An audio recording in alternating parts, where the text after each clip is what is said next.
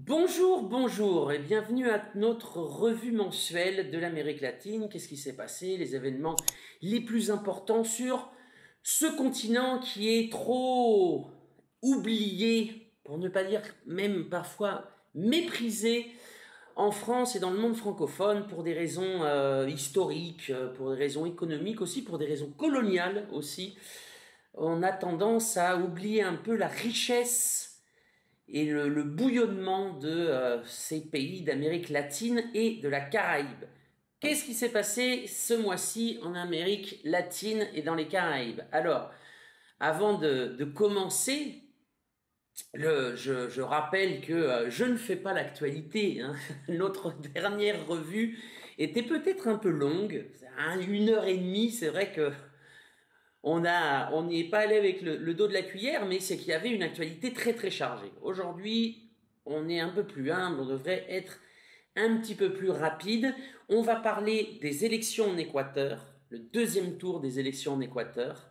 On va parler du Venezuela, où il se passe toujours des choses intéressantes, mais toujours dans la guerre des États-Unis contre le Venezuela. Que s'est-il passé? Quels sont les derniers soubresauts? On parlera aussi du Panama, où a lieu une autre guerre, plus larvée celle-ci, entre la Chine et les États-Unis pour le commerce international autour du canal du Panama. On parlera aussi de la CELAC, puisqu'il y a eu la réunion de la communauté des États latino-américains et caribéens. Nous verrons qu'est-ce qui s'est passé et nous terminerons sur une note caribéenne. Nous irons à Curaçao et nous donnerons un peu le pouls de ces pays caribéens. Qu'est-ce qui se passe et vers quoi tendent-ils? Quelle est la tendance? Voilà. Alors, on va commencer tout de suite par le gros morceau, cette fois-ci, qui est l'Équateur. Alors, on se rappelle, et pour ceux qui ne se rappellent pas, je vous renvoie aux revues mensuelles précédentes, mais aussi à l'interview que nous avions faite de notre compagnero Eduardo Meneses, où on était revenu un peu sur les enjeux de l'élection en Équateur. Donc, je vous renvoie à ça, on mettra un lien, bien entendu, dans la description. Alors, pour rappeler brièvement, le premier tour avait placé au second tour Daniel Noboa, l'actuel président, qui représente une ligne néolibérale et géopolitiquement alignée sur Washington, contre la candidate de la révolution citoyenne, c'est-à-dire ce mouvement fondé par Rafael Correa dans les années 2000, qui a dirigé l'Équateur pendant 10 ans et qui propose de remettre l'être humain au centre des préoccupations avec un État fort pour impulser l'économie et redistribuer certaines richesses. Voilà, c'est donc deux modèles qui se faisaient face. Au premier tour, les deux candidats avaient fait 44%. Et donc 2 mois après, il y a eu le deuxième tour. Alors, le parti Pachakutik, qui avait fait 5,5%, avait rejoint Luisa González. Il y a des partis de droite qui aussi avaient rejoint Luisa González, qui avait créé un appel d'air, un certain optimiste parce que pendant ce temps-là, Daniel Noboa continuait d'offrir ce qu'il n'avait pas fait durant son mandat précédent, donc une campagne électorale sans vraiment rebondissement. Le seul fait, c'est qu'il a utilisé d'ailleurs l'argent de l'État équatorien pour un déplacement à Mar-a-Lago, pour rencontrer Trump, faire une photo et essayer de faire pencher la balance dans la campagne. Mais immédiatement, ça a donné lieu à un scandale aussi, puisque c'est de l'argent public qui avait été utilisé pour finalement la campagne électorale. Donc je ne sais pas si ça a pu lui garantir en tout cas quelques votes. Il s'est passé aussi quelque chose. On se rappelle qu'à la dernière élection présidentielle, un candidat avait été assassiné et sa veuve a déclaré qu'il y avait eu un pacte entre Daniel Noboa et le pouvoir judiciaire et la procureure générale de la nation pour étouffer l'affaire et accuser les coréistes, alors que visiblement c'était plus du côté des narcos qu'il fallait chercher de l'assassin. Donc toute une série de scandales du côté de Noboa, et puis un appel d'air vers Luisa González. 12 enquêtes, 12 sondages donnaient Luisa González gagnante avec 52, 51, 52,5, mais une tendance qui allait à la hausse, et surtout une tendance plus ou moins unanime, y compris des instituts de sondage liés traditionnellement à la droite libérale équatorienne, donnaient Luisa González gagnante. Et boum, alors les élections ne sont pas des mathématiques, c'est pas parce qu'un parti vous soutient que vous allez faire mon score plus le score du parti égal. Non, là on est dans l'électoral, on n'est pas dans les maths. Néanmoins, le résultat tel qu'exprimé par le Centre national électoral au soir des élections donne gagnant Daniel Noboa, donc réélu avec 56% des voix, contre 44 pour Luisa González, qui fait quasiment le même score qu'au premier tour. Alors, ça déjà, ça peut paraître un peu suspect, mais il faut aussi revenir sur les conditions dans lesquelles s'est déroulée cette élection. Comme disait le Centre Carter mensongèrement contre le Venezuela, les standards démocratiques n'étaient pas réunis. Et en Équateur, vous allez juger par vous-même, puisque les bureaux de vote ont changé d'adresse au dernier moment, plusieurs bureaux de vote. L'état d'urgence a été décrété avec déploiement de l'armée et levée des garanties constitutionnelles dans 7 régions équatoriennes, principalement des régions à fort potentiel électoral pour la révolution citoyenne. Il y a eu, durant le jour du scrutin, des coupures d'électricité. L'armée a empêché le travail des observateurs internationaux. Certains observateurs internationaux n'ont d'ailleurs même pas pu rentrer par une loi pour Daniel de Daniel Noboa. Donc, et puis, il y a eu des messages présidentiels à répétition les derniers jours, donc tronquant un peu la campagne. Et surtout, il y a eu une loi du CNE comme quoi on ne pouvait pas prendre de photos avec le téléphone portable dans les bureaux de vote. Ça, c'est, on va dire, le plus important. Donc là, on voit déjà que le pouvoir a utilisé absolument toutes les ressources, militaires, judiciaires, pouvoir électoral, pour influencer le résultat de l'élection. Évidemment, le Centre Carter n'a rien dit. Pas un mot. Pas un mot. Vous vous rendez compte si ça s'était passé au Venezuela, si ça s'était passé au Nicaragua, à Cuba, etc. Évidemment, ça aurait été une source d'articles médiatiques, etc. Le Centre Carter, là, il n'a absolument rien dit. Vous allez voir comment cette élection montre bien l'hypocrisie et la double morale, encore une fois, s'il fallait la montrer, de l'Occident et du camp néolibéral. Alors pourquoi je vous disais que les photos, c'était important? Parce que les assesseurs et les scrutateurs de la Révolution citoyenne, généralement, prenaient une photo du procès-verbal et le faisaient remonter à leur centrale, qui eux-mêmes totalisaient. Comme la Révolution citoyenne est un parti, comme j'ai dit, il a fait 44% au premier tour, ils ont des scrutateurs dans tous les bureaux de vote. Ce qui fait qu'ils pouvaient avoir un résultat de manière assez rapide. Et d'ailleurs, aux 2 dernières élections présidentielles, en 2021 et en 2023, grâce à ce système, la Révolution citoyenne avait reconnu sa défaite, juste après l'annonce du CNE. Or là, vous ne pouvez plus prendre de photos. Donc ça n'a pas empêché le recomptage des scrutateurs de la Révolution citoyenne, c'est juste qu'ils ont envoyé, ils ont noté et puis ils ont envoyé à leur centrale les numéros. Et ce qui a permis à la Révolution citoyenne d'avancer un chiffre de Luisa González gagnante avec 51,9%. Sauf qu'il n'y a pas de preuves. Il n'y a plus les preuves avec les photos. Donc c'est pour ça que Luisa González a dit ne pas reconnaître l'élection, a parlé de fraude généralisée et exige un recomptage. Voilà. Alors là, évidemment, quand je vous parlais de l'hypocrisie du monde occidental, du camp néolibéral, évidemment, on n'a qu'à comparer avec le Venezuela. C'est-à-dire que les néolibéraux n'ont pas attendu une seule seconde pour reconnaître la victoire de Daniel Noboa. L'Union européenne, elle n'a pas crié à la fraude. Elle ne s'est même pas fait l'écho de la dénonciation de Luisa González, qui représente quand même la moitié du pays. Non. Évidemment, l'OEA de Luis Almagro, pour quelques mois encore, Luis Almagro a reconnu immédiatement la victoire de Daniel Noboa. Les pays ultralibéraux de droite de la région ont reconnu aussi la victoire de Daniel Noboa. Je pense à l'Argentine de Javier Milei, je pense au Chili de Gabriel Boric, je pense au Pérou de Dina Boluarte.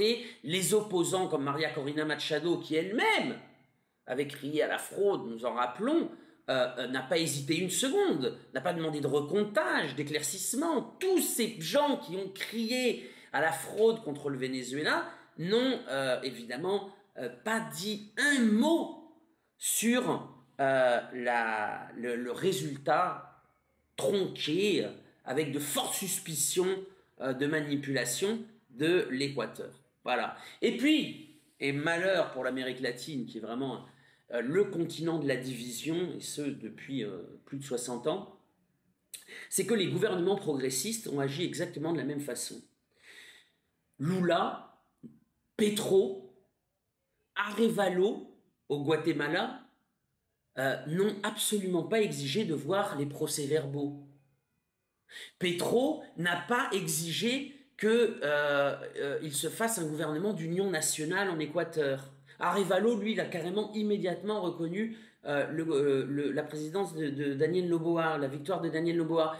Donc là, on voit vraiment le deux poids, deux mesures. Encore une fois, les seuls pays qui, évidemment, contestent, ce sont les pays de l'ALBA, c'est-à-dire les pays radicaux du monde multipolaire dans la région. Donc on pense Venezuela, Cuba, Nicaragua, etc. Et puis le Mexique. Le Mexique a eu une position très digne, comme le Mexique avait une position aussi digne sur le Venezuela. Alors la présidence a changé, c'était López Obrador à l'époque. Là, c'est Claudia Sheinbaum, sa successrice. N'empêche que Claudia Sheinbaum a dit, puisqu'il y a un camp qui crie à la fraude, nous ne nous prononçons pas pour l'instant. Nous allons voir qu'est-ce qui va se passer dans les prochains jours. Qu'est-ce qu'exige la révolution citoyenne? Un recomptage. Qu'est-ce qu'ils vont faire? Un recours. Tout comme il s'est passé au Venezuela, tout comme il s'est passé au Brésil pour l'élection de Lula. Et ce recours, on verra qui va-t-il favoriser. Voilà. Donc, de grands soupçons de fraude électorale contre la révolution citoyenne. Alors pourquoi? Et quels sont les moyens de ce camp pour ne pas se faire spolier les élections? Alors, tout d'abord, l'Équateur est devenu un facteur de déstabilisation dans la région. L'Équateur est passé d'être la Suisse de l'Amérique du Sud à un narco-État, est passé d'avoir un taux d'homicide de 5 habitants pour 5 habitants pour 100 000 à aujourd'hui 40 pour 100 000, un des pires États dans la région, parce que le pays est aux mains des cartels de la drogue, notamment les franchises des grands cartels mexicains, Jalisco Nueva Generación et Sinaloa, qui se font la guerre par cartels équatoriens interposés, Los Choneros, Los Tigreros, etc. Vous pouvez aller voir sur notre chaîne YouTube, on avait dédié un programme sur la violence en Amérique latine, particulièrement aussi en Équateur. Et donc, le narco, le secteur du narco est évidemment un secteur qui fait un poids et qui a un poids et une influence politique, y compris électorale. Pourquoi? Parce que le secteur du narco ne peut pas, qui a pénétré les forces de police, pénétré les forces de l'armée, qui s'est infiltré au plus haut niveau de l'État, durant la présidence de Guillermo Lasso. Le beau-frère de Guillermo Lasso était le lien entre l'État et la mafia albanaise. Et en plus de ça, le narco a aussi des implications dans l'économie, dans les grands secteurs de l'économie équatorienne. Si, dans un monde globalisé et totalement libéralisé, les banques, le secteur bancaire équatorien, ben, il va se faire manger. Il va se faire manger parce qu'il n'a pas le poids que peut avoir le secteur bancaire d'autres pays qui peuvent se mettre en concurrence. La seule façon, évidemment, pour survivre du secteur bancaire équatorien, ben, c'est de blanchir l'argent de la drogue. Donc, ils dépendent aussi du narco. C'est pareil pour les grands exportateurs de bananes, un secteur qui est en crise, et puis en plus, la monnaie de l'Équateur, c'est le dollar, ils ne sont pas maîtres de leur destin monétaire, et ça peut avoir des répercussions sur la concurrence, notamment la concurrence de la Colombie, qui a dévalué plusieurs fois sa monnaie, et donc qui est plus compétitive dans l'exportation de bananes. La même chose pour le Pérou, qui a des coûts moins forts, surtout en plus avec depuis le lancement du port de Chancay. Et donc, eh ben, pour se maintenir aussi à niveau, eh ben, le secteur de la banane, ben, finalement, soit vend les plantations directement au narco, soit fait alliance avec le narco pour mettre quelques caisses de cocaïne directement dans les exportations de bananes. Donc en fait, qu'est-ce qu'on voit? On voit que la victoire de Luisa González, qui promettait restructurer l'économie et restructurer la relation, essayer d'assainir évidemment la position du narco en Équateur, eh ben, a des implications et certainement ces secteurs-là lui ont passé facture et sont bien commodes avec ce qui s'est passé. Voilà pour l'Équateur. On verra peut-être le mois prochain qu'est-ce qui va se passer ou si la révolution citoyenne, ben, visiblement, s'est fait voler l'élection.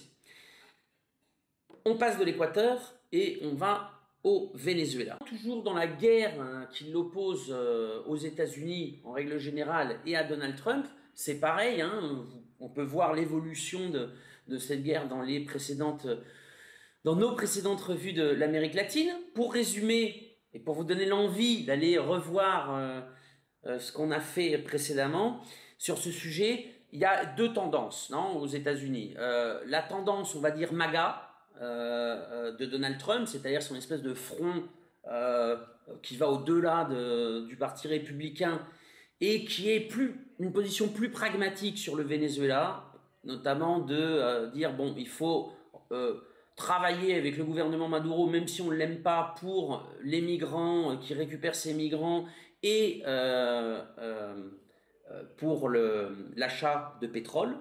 Et puis il y a la position des fanatiques qui veulent absolument faire tomber le Venezuela, saigner sa population, etc. Le secteur des fanatiques, il est représenté par Marco Rubio, le secrétaire d'État. Le secteur, on va dire, plus pragmatique, il est à la Maison-Blanche, il est autour de Donald Trump. Et ces derniers temps, c'est plutôt, même si le secteur pragmatique avait commencé en début janvier, à peine le mandat de Trump, avait commencé à nouer des relations avec le Venezuela, aujourd'hui c'est le secteur des fanatiques qui a repris le flambeau, on va dire. Et donc, le but est de refaire une pression maximum sur le Venezuela, sur le régime bolivarien. Alors, ça s'exprime comment, les dernières mesures? Les dernières mesures, c'est annoncé par le département d'État un droit de douane de 30% pour tous les pays qui achèteraient du pétrole vénézuélien. Bon, alors, premier problème, c'est que le droit d'exploitation de Chevron, l'entreprise états-unienne qui exploite le pétrole vénézuélien, expire dans 2 mois. Donc, si normalement on applique la loi des États-Unis, le premier pays à qui il faut l'appliquer, c'est les États-Unis, et se mettre un auto-droit de douane. Donc ça, c'est un peu du fouillis, un peu typique d'ailleurs de l'administration Trump en ce moment. La deuxième chose, c'est que là, il y a entreprises privées et pays. Comment faire pour qu'une entreprise privée, Repsol par exemple, est-ce que l'administration Trump va punir toute l'Espagne? Et puis toute l'Espagne et toute l'Union européenne par des échanges de l'entreprise Repsol, puisqu'il y a une union douanière dans l'Union européenne. Donc on ne peut pas non plus imposer des droits de douane seulement à l'Espagne depuis les États-Unis. C'est très compliqué, évidemment. Et puis, c'est un peu ne pas connaître comment s'opère le commerce pétrolier vénézuélien depuis que les États-Unis ont assiégé le Venezuela, ont décrété un blocus. Il y a beaucoup d'intermédiaires, beaucoup d'achats pétroliers se font en haute mer, y compris d'ailleurs de passages de pétrole. C'est assez difficile de déterminer où va le tanker pétrolier. Et puis, même quand on a déterminé, le plus grand pays qui achète le pétrole vénézuélien devant les États-Unis, c'est la Chine, mais de très loin. C'est à peu près 450 000 barils de pétrole par jour qui partent en Chine. Ensuite, c'est les États-Unis. Et puis, beaucoup plus loin vient Repsol, Eni et puis les Indiens. Donc, je ne pense pas que ça fasse plier la Chine, d'autant plus qu'il y a déjà une barrière douanière beaucoup plus importante que les 30% de la menace de Marco Rubio. Donc, on ne sait pas trop comment, évidemment, cela va s'opérer. Alors, évidemment, l'idée des États-Unis derrière tout ça, c'est de contrôler le pétrole vénézuélien, de décider qui va pouvoir acheter, qui va pouvoir exploiter, à travers tout un système de blocus, de sanctions, on a déjà parlé de ça, et puis surtout éliminer la concurrence. Faire en sorte que le seul échappatoire du pétrole vénézuélien soit les États-Unis, évidemment, à très bas coût. Voilà. Et, évidemment, la cerise sur le gâteau, c'est évidemment affamer le peuple vénézuélien, lui mettre la tête sous l'eau, faire crier l'économie vénézuélienne, et puis malheureusement, ça, pour le coup, ça marche, puisque dès les annonces de Marco Rubio, alors c'est intéressant puisque les droits de douane, ça sera Marco Rubio qui s'en occupera sur les 30% pour le pétrole vénézuélien. Non, ça passe pas par le département du commerce, ça passe pas par la Maison Blanche, ça passe pas par le département du Trésor, c'est le département d'État qui s'en occupe, et ça, c'est une grande première. Donc on voit aussi que c'est un espèce de cadeau fait au secteur fanatique pour qu'il s'occupe de libérer le communisme dans l'Amérique latine. Ce sont des croisés idéologiques. Voilà, on verra où ça mènera, mais effectivement, ça a eu un impact sur une économie vénézuélienne qui repartait. L'inflation était contrôlée, le secteur agricole avait été relancé, les secteurs de la construction avaient été relancés. Je vous invite à lire une interview que j'ai faite de l'ancien ministre de l'économie du Venezuela sur ce sujet, et ça se sentait dans le bien-être de la population. Et là, immédiatement, le dollar a pris 20% de plus, l'inflation est repartie à la hausse, et la qualité de vie, évidemment, s'en trouve impactée. Donc là-dessus, évidemment... c'est alors sous les hurrahs de l'opposition vénézuélienne en exil qui évidemment dès que le peuple saigne s'en félicite. Voilà.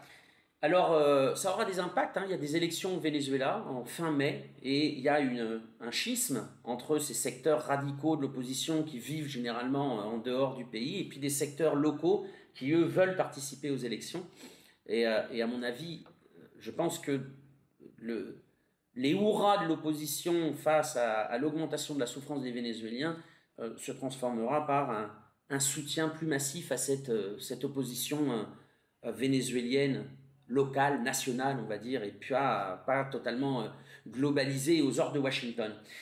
Voilà, alors en plus de ça, le conflit avec le Guyana continue et les tensions augmentent. Je rappelle, je vous renvoie sur plusieurs vidéos, comme ça vous pourrez, ou sur notre site lesdeuxrives.info. C'est un sujet peu connu, mais c'est un sujet brûlant pour le Venezuela et pour l'Amérique latine.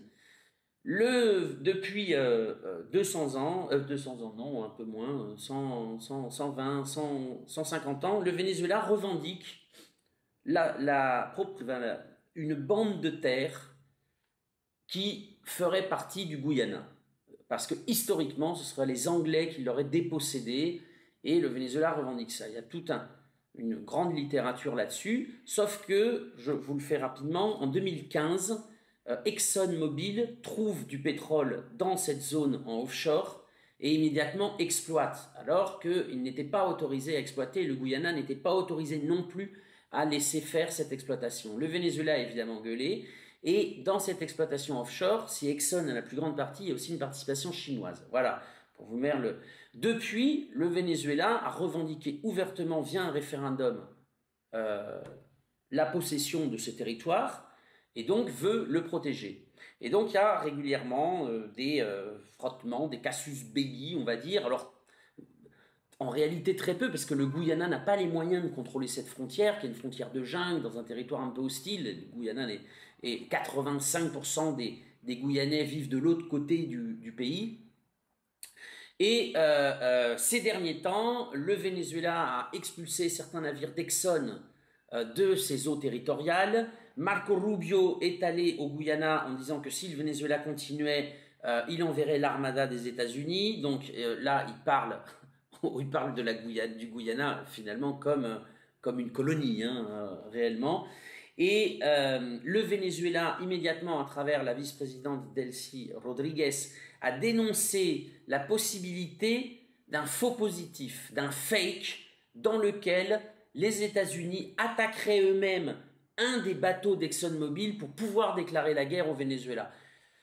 Voilà, on en est là, effectivement. Alors, c'est une tension territoriale et géopolitique qui impacte aussi le voisin direct, qui est le Brésil, et qui ne veut pas, évidemment, de guerre à ses frontières et de déstabilisation totale de la région. C'est un thème qui est là, qui est présent, qui est tendu. Hein. Évidemment, les Occidentaux ne se cachent pas d'essayer de faire du Guyana Essequibo et du Guyana le Koweït des Vénézuéliens, bien entendu.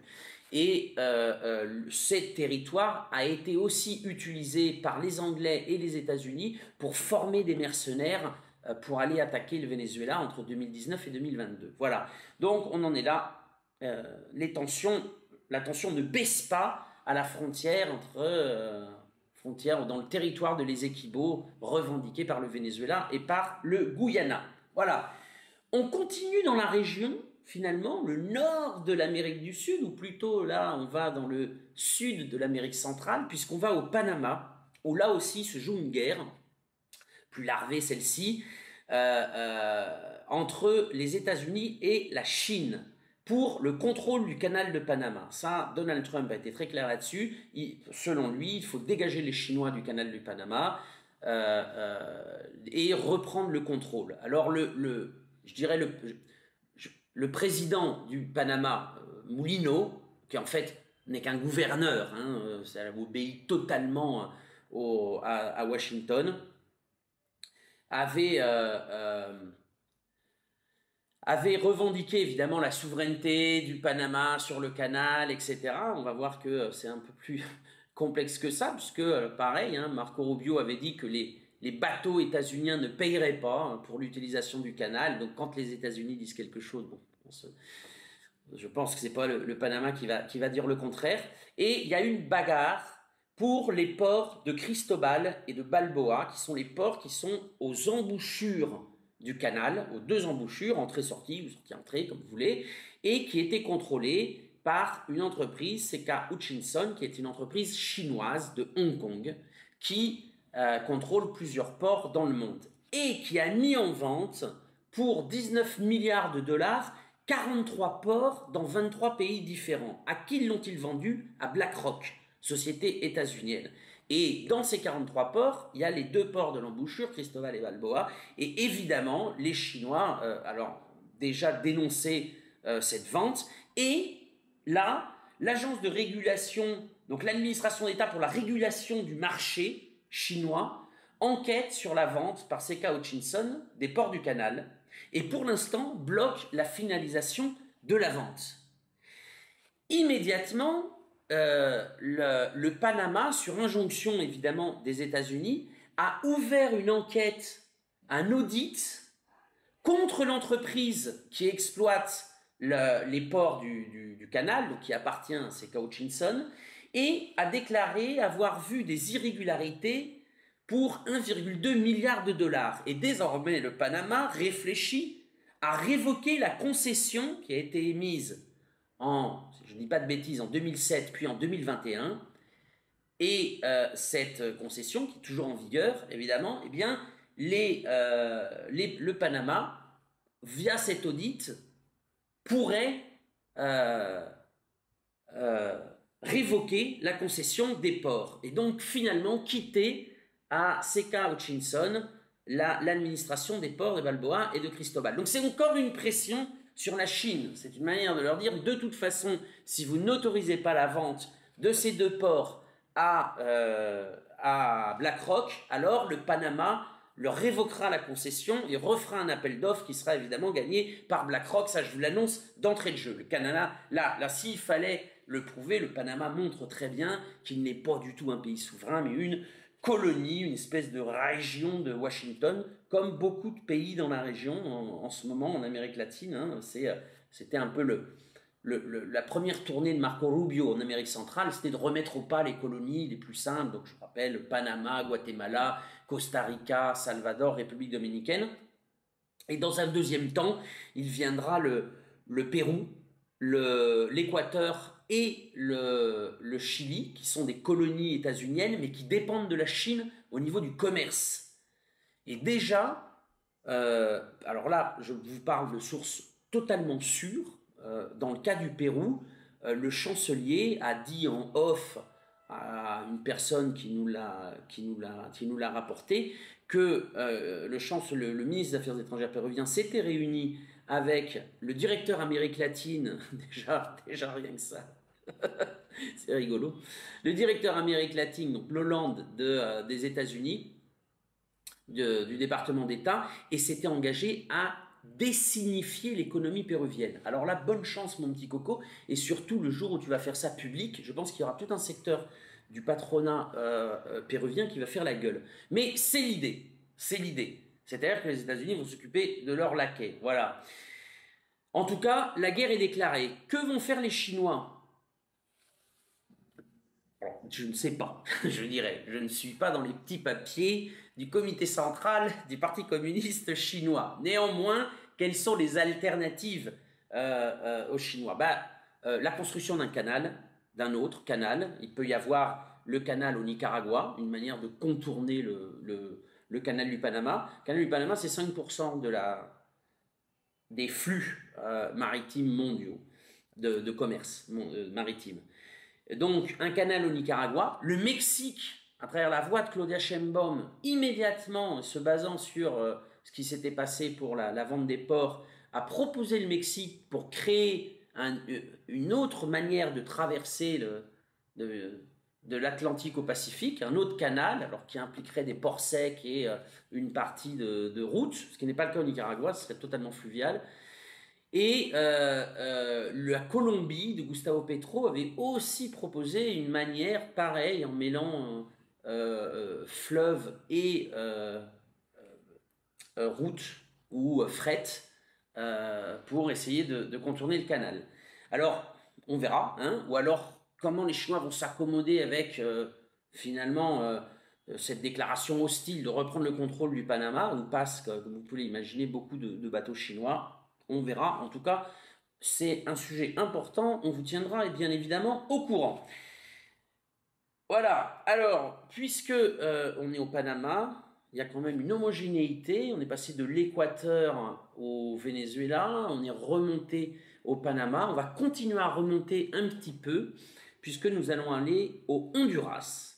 Pourquoi ? Parce qu'au Honduras avait lieu le sommet de la CELAC, de la Communauté des États latino-américains et caribéens. Donc la CELAC, c'était une instance supranationale d'intégration régionale d'États qui avait été créée pendant la décennie des gouvernements populaires, intégrationnistes, multipolaires, non alignés sur Washington.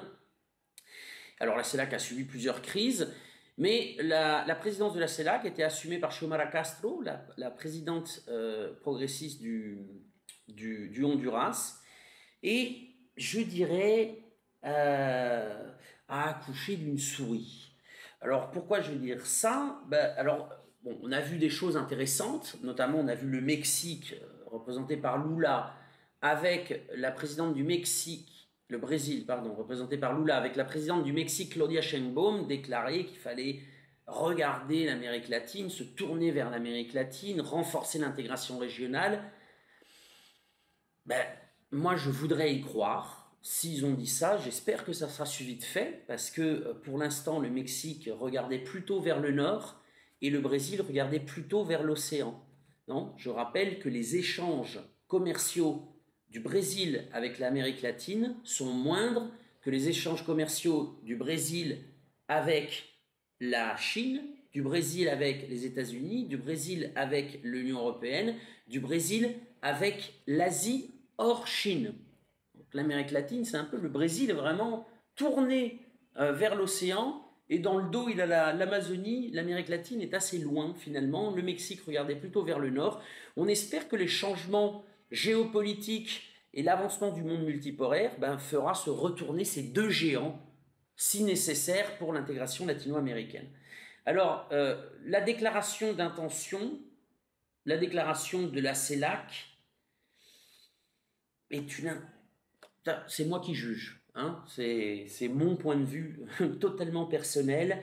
À la lecture de la déclaration finale, on voit une déclaration assez molle, sans grand projet, sans envergure.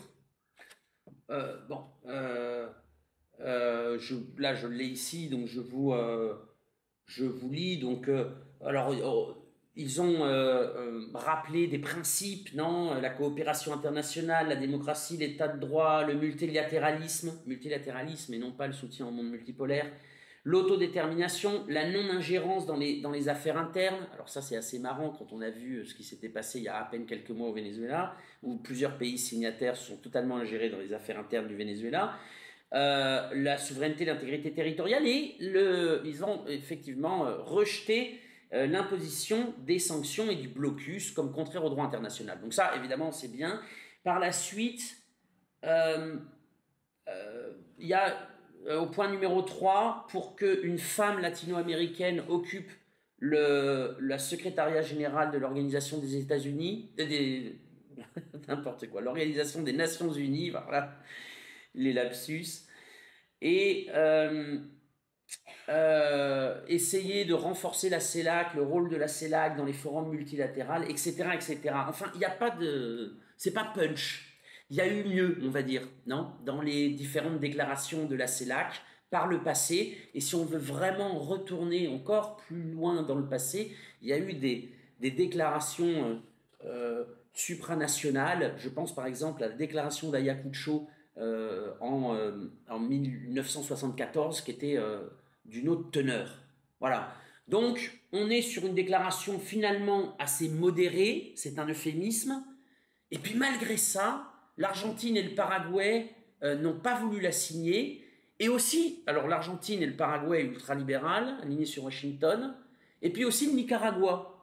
Alors pour des raisons différentes, l'un parce que précisément il dénonçait la mollesse de la